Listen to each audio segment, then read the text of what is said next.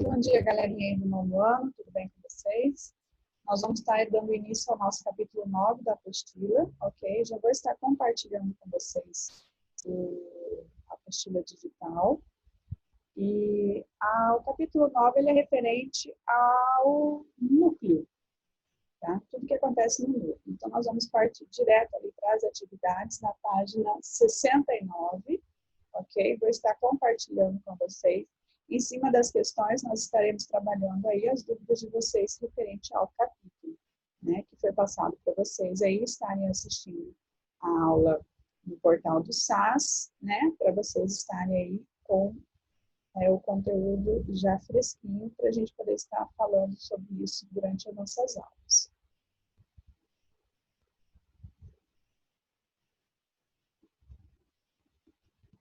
Vou estar ampliando aqui para vocês.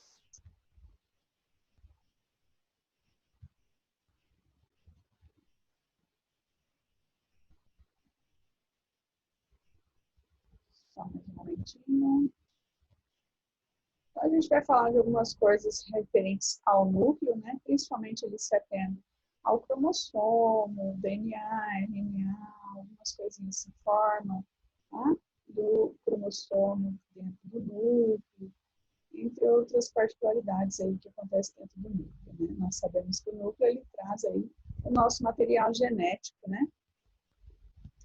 Que é importante para a gente passar para as próximas gerações. Então, o número 1, ele fala assim, observe a figura ao lado que representa um cromossomo e depois responda o que se pede. Então, ali ao lado a gente tem o modelo de um cromossomo, né? Eu tenho ali a marcação do A, o centrômero, que é essa bolinha aí, né? E o B. Então, a gente tem que descobrir aí o que ele está falando. A letra A, ele pergunta qual é a classificação quanto à posição do centrômero. Os cromossomos, eles vão trazer 3 classificações quanto à posição do centrômero, né? E aí vai ser dado o nome a ele. E é para a gente justificar. Então, esse cromossomo aí, ele vai ser classificado como acrocêntrico, porque ele não está com o centrômero no centro, né? E, pois é possível notar que o centrômero localiza-se de tal forma que um dos braços do cromossomo, que é a parte inferior, é bem maior do que o superior, né? Que o outro. E a letra B, ele pergunta para nós quais, né, os nomes das partes do cromossomo aí representadas em cada letra. Então, a letra A, eu vou ter aí o telômero. E a letra B, eu vou ter aí a parte que chama-se braço Q, que é um braço maior referente aí à posição do centrômero, ok? Vamos passar para a questão número 2. Eu vou estar lendo da minha apostila a questão número 2, porque eu tenho um quadro da imagem de vocês aqui, do vídeo de vocês, em cima da minha pergunta, ok? Então, as células animais, página 69, Júlia. As células animais possuem núcleo delimitado por um envoltório poroso que funciona como uma barreira entre o material nuclear e o citoplasma, que a gente já conversou um pouquinho a respeito disso no capítulo anterior, que seria parte de uma membrana, chamada de carioteca. As células vegetais, apesar de possuírem núcleo similar, diferem das animais por apresentarem, dentre outras características aí, né? Um envoltório externo à membrana plasmática, denominado parede celular. Aponte o motivo pelo qual o envoltório nuclear deve apresentar poros, porque com a presença desses poros, né, a existência desses poros no envoltório nuclear vai permitir o transporte de substâncias entre o núcleo e o citoplasma. Por isso que existe aí a presença de poros na membrana, né, nuclear, chamada mais de carioteca. Posteriormente, eu estarei mandando para vocês aí, tá, o gabarito, para vocês estarem conferindo e completando o que não conseguiu completar durante a aula, combinado? Estarei enviando já o capítulo 9 e capítulo 10 para vocês estarem aí com tudo em dia para a próxima aula. Então, já vamos passar ali para a página 70. Deixa eu só diminuir aqui, senão a gente não consegue passar. Vamos ali direto para a página 70. Então, a conclusão da apostila, né, referente a todos os capítulos, nós estaremos terminando ela na próxima semana. Tá? E assim a gente estará encerrando o nosso segundo bimestre referente à apostila número 2. mais. Aí voltou. Só diminuir. Então, um pouquinho.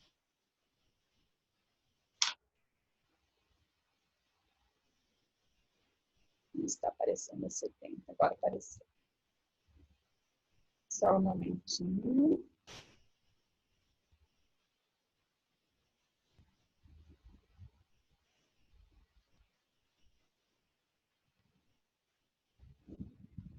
Agora sim, na página 70, vou estar ampliando para vocês.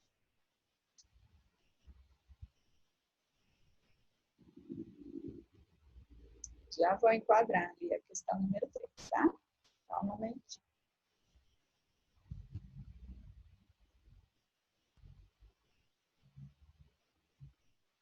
Tem algumas pessoas entrando na sala, deixa eu só aceitar. Vamos melhorar esse foco. Não vai aparecer a questão. Então, vamos lá. A número 3.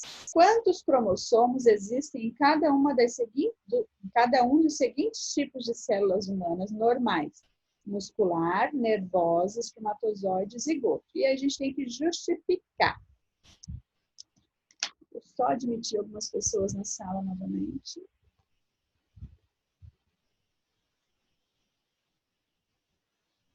Tá entrando uma galerinha aqui. Infelizmente eu cliquei. Deixa eu voltar.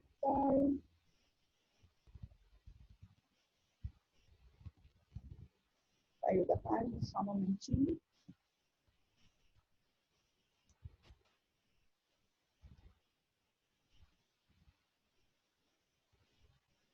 Então, olha lá, as células somáticas, né, que são um exemplo aí de célula muscular e nervosa, e assim como o zigoto também, elas vão ser o que? Diploides. Elas vão apresentar os dois N's, os dois cromossomos, vamos dizer assim, né?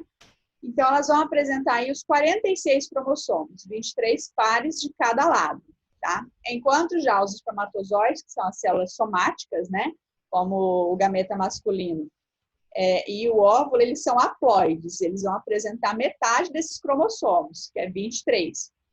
No caso, quando há a formação do zigoto, é que junta 23 da mãe, 23 do pai, por isso que vai somar aí uma célula diploide com 46 cromossomos, ok? Então, ok, a número 3. Número 4. O cariótipo, né, consiste na montagem fotográfica, que é essa aí que está ao lado para vocês verem na questão. Em sequência de cada um dos tipos cromossômicos. Ele nos permite saber qual o número e qual a forma dos cromossomos de uma espécie. É assim que a gente analisa, tá?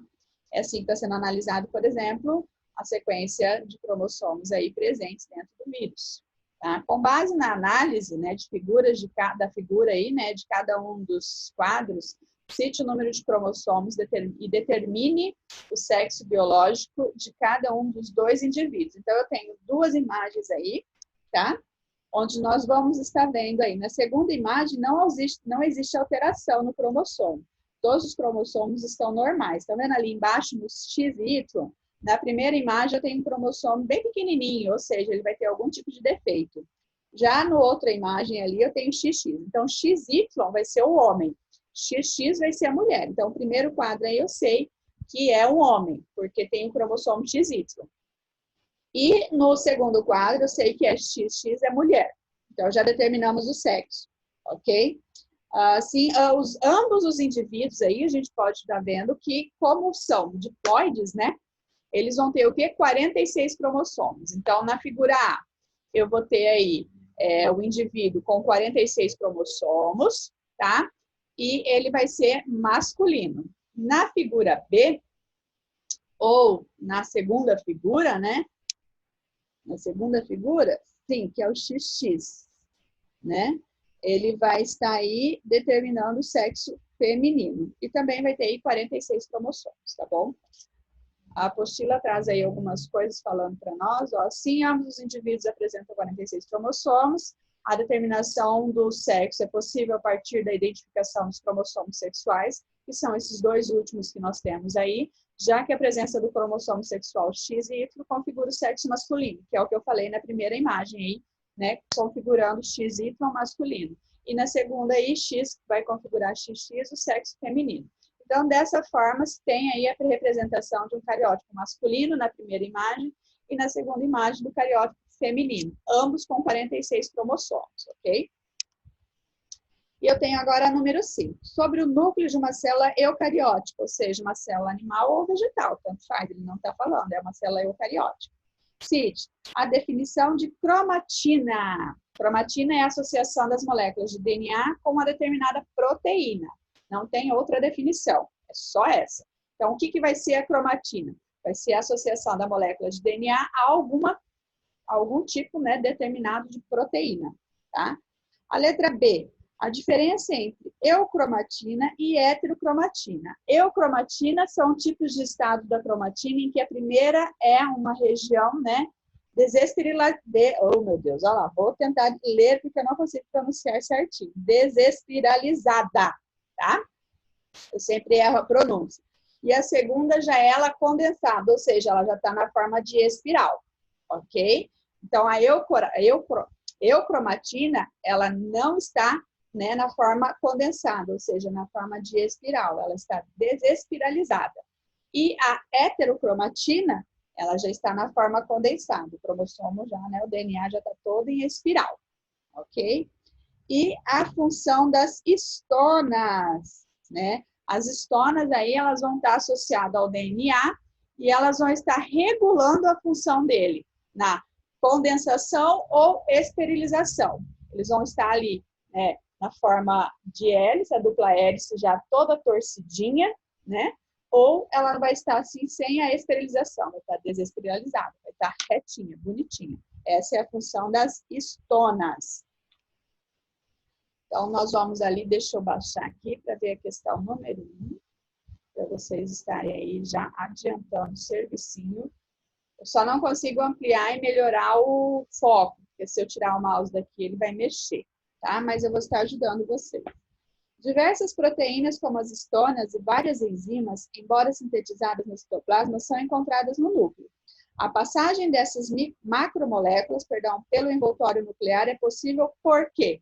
Porque no envoltório nuclear possui poros. Então, a gente vai aí ver qual é a alternativa B, porque ele já fala ali, o envoltório nuclear possui poros. Por quê? Pelos poros vai permitir a passagem, né, dessas macromoléculas do núcleo para o citoplasma ou vice-versa, do citoplasma para o núcleo. Ok? Vou estar aí colocando na questão número 2. Aqui eu vou conseguir mexer no... Nós temos ali ao lado algumas posições do centrômero. Claro que não está na forma do cromossomo aí, ele só está mostrando para vocês a ordem que estaria aí, 1, 2 e 3, tá? Os cromossomos são classificados de acordo com a posição do seu centrômero. Então, existe 3 tipos de classificação dos centrômeros, né, dos cromossomos, perdão, de acordo com a posição dos centrômeros, assim como eu falei para vocês, tá? Então, observe os esquemas ao lado, identifique aí a classificação dos cromossomos, né, representados no 1, 2 e 3. O 3 é a classificação de um cromossomo, vamos dizer, entre aspas, normal, onde ele tem a posição do centrômero da forma mais perfeita. Ele é conhecido como metacêntrico. O único que tem alternativa metacêntrico anteriormente com o acrocêntrico, que a gente já viu na questão número 1, é a letra B. Então, a gente vai colocar ali que o primeiro é o telocêntrico, o segundo vai ser o acrocêntrico e o terceiro vai ser o metacêntrico. A alternativa vai ser a alternativa D. É a que está aí na apostila mesmo. Alternativa D. Associa aí as colunas. Eu tenho a número 1, genoma, 2, gene, 3, cromossomos e 4, cariótipo. Eu tenho que associar aí a coluna 2. Eu vou estar lendo na minha apostila, porque a imagem de vocês está sobre as frases, eu não consigo terminar de ler aí na imagem do computador.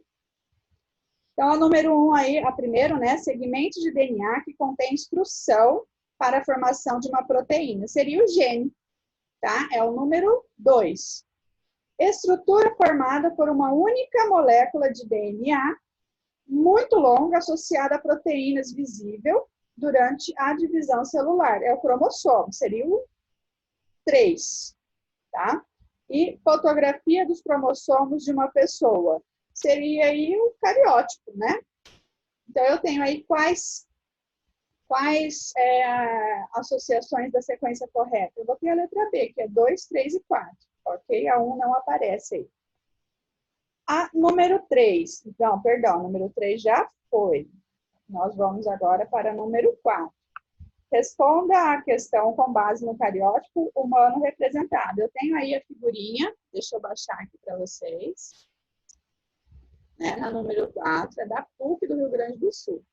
Então, eu vou ter aí, para a gente ver, o cariótipo do indivíduo. Olha lá, embaixo eu tenho, se vocês observarem bem no finalzinho, eu tenho ali o cariótipo, a presença do cromossomo XY. Se eu tenho XY, ele vai ser masculino, ok? E a síndrome aí, ela é de Klinefelter. Por quê? A de Klinefelter, ela vai só atingir os indivíduos masculinos, diferente da síndrome de Turner, que acomete só indivíduos do sexo feminino. Então, masculino, só Klinefelter, ok? Então, seria a alternativa B. Muito bem. Vamos para a questão número 5 da página 72. Deixa eu só diminuir aqui para a gente poder passar para frente.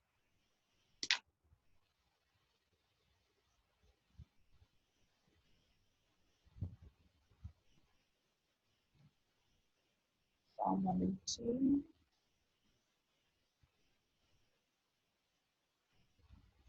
Estarei ampliando para vocês.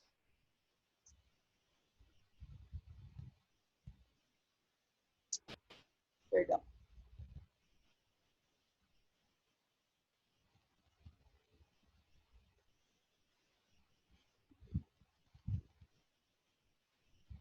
Eu tenho a questão número 5 aí, ele fala, considere as seguintes afirmações relativas ao nucleolo, tá?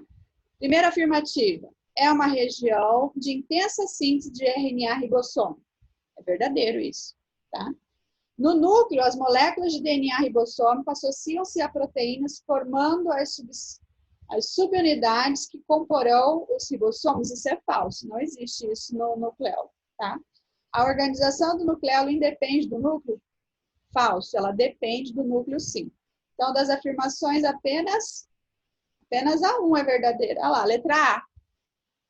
Letra A aí na apostila. Apenas a 1 é a verdadeira, ok? Número 6. A figura ao lado representa os diferentes tipos de cromossomos que podem ocorrer em seres humanos, tá? Os autossomos estão numerados de 1 a 22 e os cromossomos sexuais, designados por X e Y. Em uma célula somática do corpo de uma pessoa do sexo feminino, apresenta a letra E, 44 autossomos mais XX. A gente descarta a letra A porque tem Y, a gente descarta a letra C porque tem XY, a gente descarta a letra B porque tem 22 autossomos, tá? E a D a gente descarta porque ele está sozinho. 44, ele tem aí célula diploide. São pares, diploide pares, haploide único, tá? A número 7. As células somáticas e os gametas apresentam, respectivamente, os cromossomos homólogos. Eu vou ter as células somáticas como diploides, tá? Porque elas vão estar em pares, e os gametas, que é o X ou Y, vai ser o quê? Haploide, porque ele vai ser 23 cromossomos só nas gametas sexuais. Já nos gametas, nas células somáticas, eles já vão ter se unido. Tá? Um gameta da mãe, um gameta do pai vão estar formando ali o indivíduo já. Então, são 46 cromossomos. Por isso que é diploide e haploide. Alternativa C. Diploide e haploide. Tá? Número 8. Supondo que ocorra um evento genético raro em que dois cromossomos não homólogos, tá, de uma mesma célula quebram-se e voltam a se soltar, porém com segmentos trocados, estaríamos verificando a ocorrência de uma translocação, galerinha, tá? A número 1 do mergulhando fundo. Mergulhando fundo aí é só um aprofundamento da nossa matéria, né? Deixa eu ver se eu consigo baixar aqui para vocês. Não vai ter foco. Comente a frase. Cromossomos e cromatina são dois estados morfológicos dos mesmos componentes celulares. Por quê? Porque eles vão estar se referindo ao material genético, galera, tá? Tanto o cromossomo como a cromatina, essa frase aí, né, ele está falando assim, cromossomos e cromatina são dois estados morfológicos do mesmo componente celular de eucariotos. É uma frase verdadeira, porque ambos os termos aí estão se referindo a quem? Ao material genético, né? O cromossomo seriam filamentos presentes de DNA e proteínas, tá? E a cromatina aí vai ser o conjunto desses filamentos aí já descondensados, né? Para poder fazer aí a divisão celular dentro da formação de um novo indivíduo, por exemplo. E eu vou subir aqui. Tem que dar tempo para a gente terminar hoje.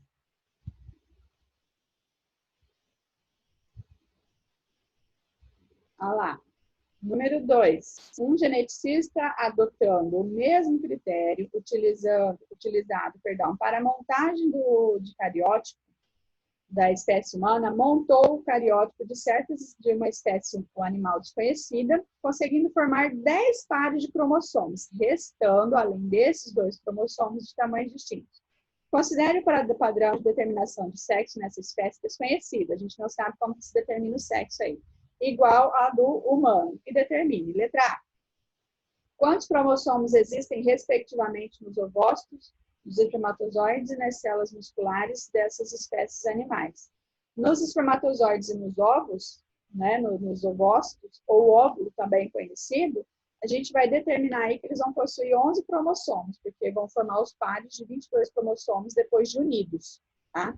E como as células musculares são somáticas, né, elas vão ter aí os pares, ou seja, elas vão ter 22 cromossomos, tá? Como está escrito na apostila? Os ovócitos e espermatozoides possuem apenas 11 cromossomos. Aí eu já não consigo ver o que está escrito depois. E deve ser as células musculares aí possuem 22 cromossomos.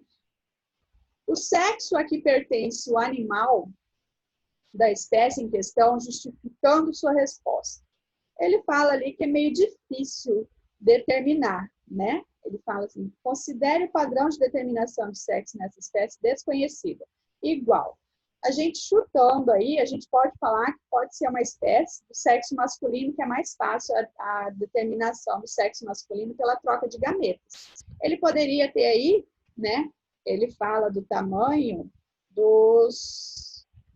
cadê ali? Ele fala ali bem no final, além desses, 2 cromossomos de tamanhos distintos. Como eu tenho cromossomos de tamanhos distintos, a gente vai achar ele mais na espécie do sexo masculino, ou seja, seria um indivíduo masculino.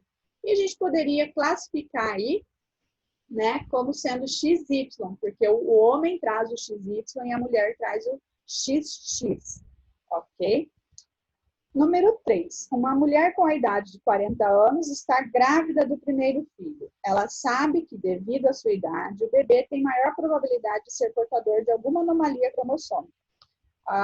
Os geneticistas falam que para a mulher engravidar após os 35 anos, a probabilidade de ela ter alguma criança, né, gerar alguma criança com alguma anomalia cromossômica é muito maior do que antes dos 35 anos. Por quê?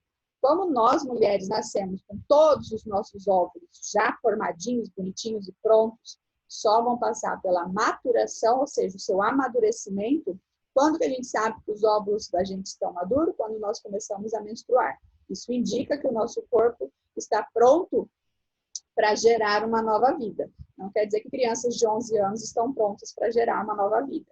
Entenderam, né? Então, assim, o organismo, ele fala com a gente, mas não quer dizer que a estrutura física vá comportar. Tá? Eu estou falando de forma interna. O útero de uma criança de 11 anos não comporta uma gestação. A gestação é de altíssimo risco, tá? A gente pode falar de gestações de altíssimo risco até de pessoas, de meninas com 16 anos, dependendo da estrutura, da formação fisiológica do corpo. Não quer dizer porque ela menstruou aos 11 anos que ela está pronta para ter um filho. O corpo, ele está se preparando. Por quê? Porque já amadureceu os seus óvulos. A gente tem uma influência da alimentação hoje, que a gente já percebe que a alimentação está influenciando nos nossos hormônios, tanto masculinos como femininos, causando aí uma antecipação da menstruação nas meninas e no início da puberdade dos meninos, porque a menstruação nas meninas marca o início da puberdade. E dos meninos, a troca de voz. Então, a gente já vê meninos com 10, 11 anos trocando de voz, né? Aumentando o timbre, engrossando. Isso quer dizer o quê? Que vocês estão entrando na puberdade. Mas a gente tem estudos já comprovados cientificamente que determinados alimentos estão influenciando no nosso organismo, né, a essa maturação. Então, o que ele quer dizer? Que quando a gente está com os nossos óvulos maduros, quando a gente chega a uma determinada idade, esses óvulos já estão velhos. Então, a partir dos 35 anos, a mulher é considerada, né, com óvulos velhos. Esses óvulos velhos, a probabilidade de gerar indivíduos, né, com alguma deficiência cromossômica é muito maior. Né? Carne de boi, carne de frango, principalmente, porque os frangos hoje são engordados à base de hormônio, né, João Guilherme? Então, assim, a soja também, fala-se, dependendo da quantidade de leite de soja, suco de soja, pode ter uma influência no organismo, porque eles mexem diretamente ao nosso sistema hormonal, tanto masculino como feminino. Então, tem uma influência, tá? Não é muito recomendado, segundo as organizações de saúde, né? Por exemplo, indivíduos do sexo masculino ingerirem uma grande quantidade de produtos com soja, porque o hormônio pode ser aí, né, erradamente estimulado. Então, a gente tem que ter um parâmetro aí. Quem que vai poder falar para vocês não é a professora Camila que vai falar esse parâmetro, é um endocrinologista, um médico especialista na área, tá? Isso aí é tudo feito dentro de um parâmetro, mas não é professor que vai falar isso para vocês, e muito menos a internet ou o Google vai estar falando aí para vocês a respeito disso. Apenas especialistas, estudiosos que estão aí na área, né? Principalmente os médicos, né? Endocrinologistas, cientistas, geneticistas, nutrólogos, nutricionistas, né? Que vão falar para você qual é a dosagem melhor para você. Tudo isso é feito em cima de exames, tá? Então, ali, aí ele fala da mulher, né? Então, a probabilidade acima de 40 anos vai aumentando. Quanto mais velha a mulher, maior a probabilidade dela gerar aí um indivíduo com algum tipo de anomalia. E a questão é, em que consiste esse exame, né? Ele fala que o exame é a cariotipagem, que consiste em analisar, né, na análise numérica e estrutural do cromossomo da mulher que está ali, né, na possível geração de um indivíduo. Esse estudo do cromossomo vai mostrar, né, se ela pode gerar ou não um indivíduo com algum tipo de anomalia. Retirado o líquido amniótico, é um exame bem dolorido, porque ele é feito pelo umbigo da mulher, uma agulhinha assim, bem pequenininha, que retira o sangue, né, um pouquinho do sangue, e também depois é feito retirada do líquido amniótico e é feito toda essa análise para ver o cromossomo, se vai ter ou não algum cromossomo que vai gerar aí, né, uma deficiência na criança, ok? E para concluir, a letra B, ele fala que exemplos de anomalias cromossômicas podem ser detectados por meio desse exame. A gente pode citar a síndrome de Down, né? Além da síndrome de Down ser analisada por esse tipo de exame, ela também é feita pelo ultrassom morfológico. O que é ultrassom morfológico? É quando vê a estrutura, porque como a gente tem características físicas que demarcam, né, o síndrome de Down, a gente vê a distância dos olhos, formação do crânio, então é tudo isso medido no ultrassom morfológico. Uma outra síndrome que a gente pode ver é a síndrome de Turner. A síndrome de Turner é um tipo de anomalia cromossômica que atinge mulheres, tá? Indivíduos do sexo feminino. Esse indivíduo do sexo feminino, ele vai nascer, tem a aparência normal, mas só que ele é infértil. Por quê? Porque a síndrome de Turner, ela vai estar agindo diretamente nos ovários daquela pessoa, né, daquele indivíduo, tornando ele infértil. E a síndrome de Klinefelter também é detectável através desse exame, e ele atinge apenas indivíduos masculinos, do sexo masculino. O indivíduo do sexo masculino que nasce com essa síndrome, ele vai ter algumas características físicas, como ele não vai produzir espermatozoide, ou seja, indivíduos também são inférteis, né? Ele vai ter uma protuberância de mama, ele vai ter umas outras características físicas, né? Que vão fazer com que ele torne ele não tem como fazer aí a perpetuação da espécie através de uma gestação, né? Então, por quê? Porque tanto o Klinefelter como o Turner são indivíduos inférteis. A mulher nasce sem os óvulos e o outro, os homens nascem sem os espermatozoides. Ok, galerinha? Eu sei que a prof parecia uma metralhadora na aula falando, né?